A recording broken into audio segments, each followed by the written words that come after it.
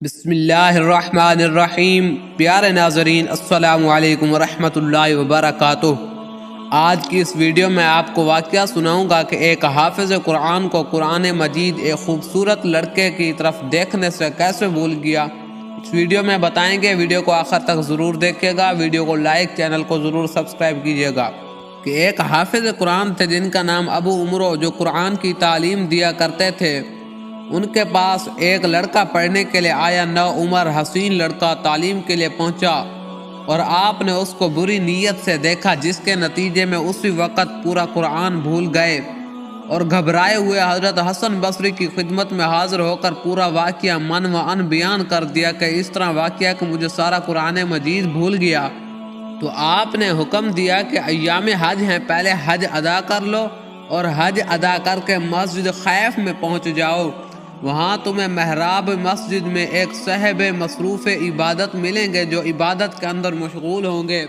جب وہ عبادت سے فراغت پا لیں تو ان سے دعا کی درخواست کرنا۔ ابو عمرو کہتے ہیں کہ جب میں، وہ حافظ قرآن کہتے ہیں، ان کا نام ابو عمرو تھا، وہ کہتے ہیں کہ جب میں مسجد پہنچا تو وہاں ایک کثیر مجمع تھا اور کچھ دیر کے بعد ایک بزرگ تشریف لائے تو سب تعظیماً کھڑے ہو گئے، اس کی تعظیم کی۔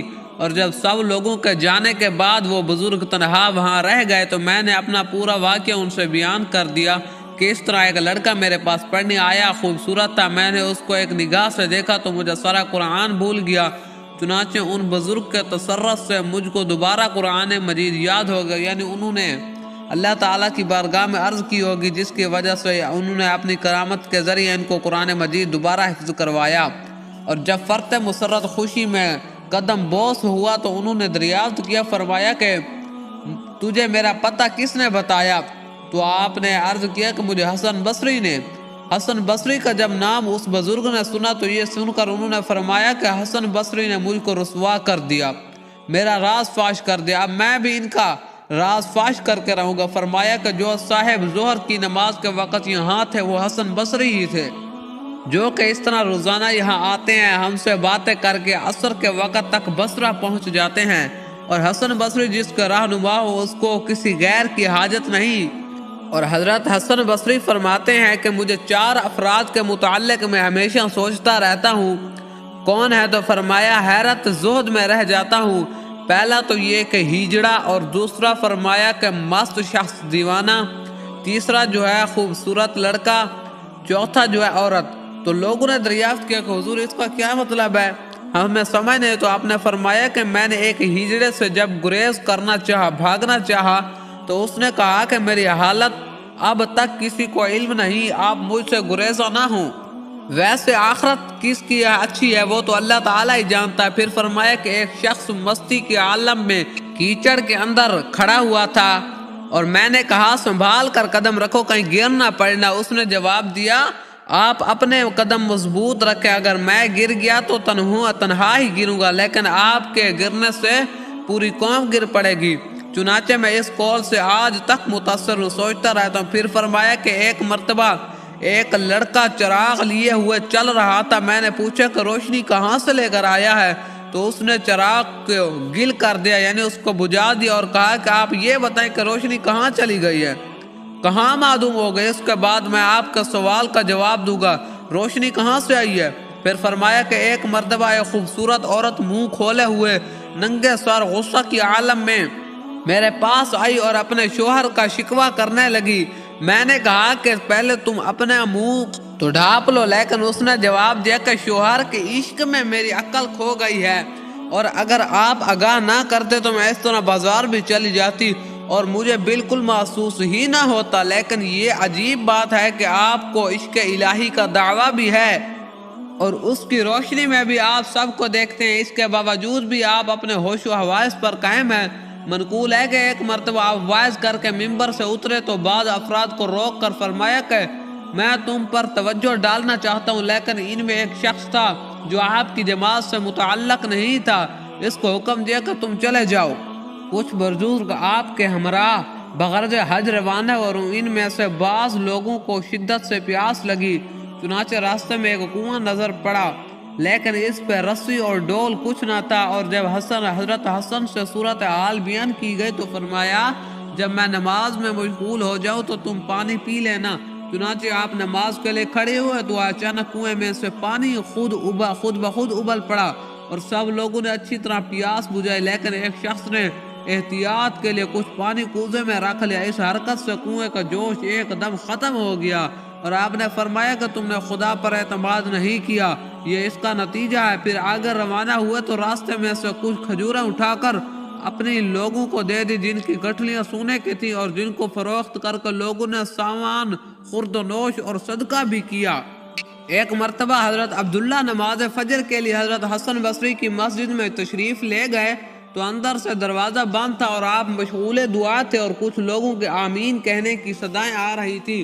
چنانچہ میں یہ خیال کر کے شاید آپ کے ارادت مند ہوں گے بہر ہی ٹھہر گیا، اور جب صبح کو دروازہ کھلا اور میں نے اندر جا کر دیکھا تو آپ تنہا تھے۔ چنانچہ فراغت نماز کے بعد جب صورتحال دریافت کی تو فرمایا پہلے تو کسی سے نہ بتانے کا وعدہ کرو، پھر فرمایا کہ یہاں جنات وغیرہ آتے رہے اور میں ان کے سامنے واز کہہ کر دعا مانگتا ہوں جس پر وہ سب آمین آمین کہتے رہتے ہیں۔ حضرت حسن بصری آپ کا ایک پڑوسی تھا شمعون نامی، وہ آتش پرست تھا، اور جب وہ مرض الموت یعنی موت میں مبتلا ہوا تو آپ نے اس کے یہاں جا کر دیکھا کہ اس کا جسم آگ کے دھوئیں سے سیاہ پڑ گیا۔ آپ نے تلقین فرمائی کہ آتش پرستی ترک کر کے اسلام میں داخل ہو جائے، اللہ تعالیٰ تجھ پر رحم فرمائے گا۔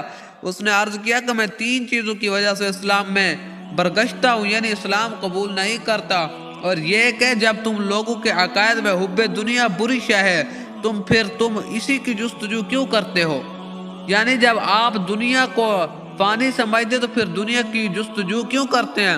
دوسرا یہ کہ موت کو یقینی تصور کرتے ہوئے بھی اس کا سامان کیوں نہیں کرتے، یعنی آپ کہتے ہو کہ مرنا ہے لیکن مرنے کے لیے کچھ تیاری نہیں کرتے۔ اور تیسری بات یہ کہ اپنے قول کے مطابق جلوہ خداوندی کے دیدار کو بہت عمدہ شے تصور کرتے ہو تو پھر دنیا میں رضا الہی کے خلاف کام کیوں کرتے ہو۔ جب آپ چاہتے ہو کہ اللہ تعالیٰ کا دیدار ہمیں جنت میں ہوگا تو پھر اللہ تعالیٰ کی رضا کے لیے کام کیوں نہیں کرتے۔ آپ نے فرمایا کہ یہ تو مسلمانوں کے افعال و کردار ہیں، لیکن آتش پرستی میں وقت ضائع کر کے تمہیں کیا حاصل ہوا۔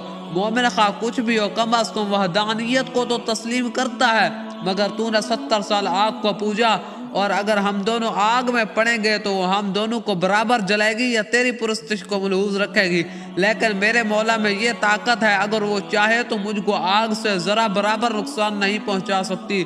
اور یہ فرما کر ہاتھ میں آگ ڈالی اٹھا لی اور کوئی اثر دست مبارک پر نہ ہوا۔ شمعون نے اس کیفیت سے متاثر ہو کر عرض کیا کہ میں 70 سال سے آتش پرستی میں مبتلا ہوں، اب آخری وقت کیا مسلمان ہوگا، لیکن آپ نے اسلام لانے کے لیے دوبارہ اصرار فرمایا تو اس نے عرض کیا کہ میں اس شرط پر ایمان لاتا ہوں آپ مجھے یہ عہد نامہ تحریر کر دے کہ میرے مسلمان ہو جانے پر اللہ تعالیٰ مجھے تمام گناہوں سے نجات دے کر مغفرت فرما دے گا۔ چنانچہ آپ نے اس مضمون کا اس کو ایک عہد نامہ تحریر کر دیا، لیکن اس نے کہا کہ اس پر بصرہ کے صاحب عدل لوگوں کی شہادت بھی تحریر کروائیے۔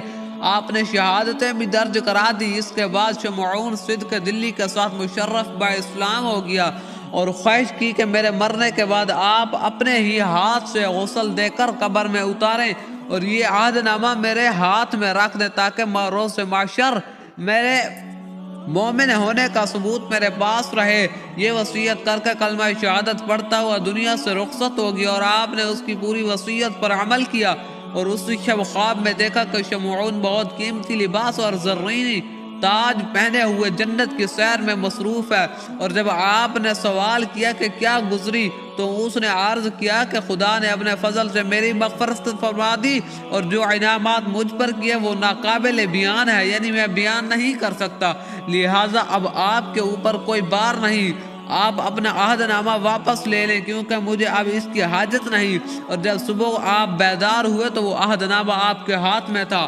آپ نے اللہ تعالیٰ کا شکر ادا کرتے ہوئے فرمایا اے اللہ تیرا فضل کسی سبب کا محتاج نہیں۔ جب ایک آتش پرست کی 70 سال آگ کی پرستش کے بعد صرف ایک مرتبہ کلمہ پڑھنے کے بعد مغفرت فرما دی تو جس نے 70 سال تیری عبادت اور ریاضت کی میں گزارے وہ کیسے تیرے فضلوں سے محروم رہے گا۔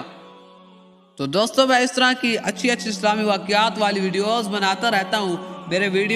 میرے چینل کو سبسکرائب کیجئے، اس ویڈیو کو لائک کیجئے گا اور بیل آئیکن کو ضرور دبائیے گا تاکہ ہر آنے والی ویڈیو کا نوٹیفیکیشن ملتا رہے. جزاک اللہ.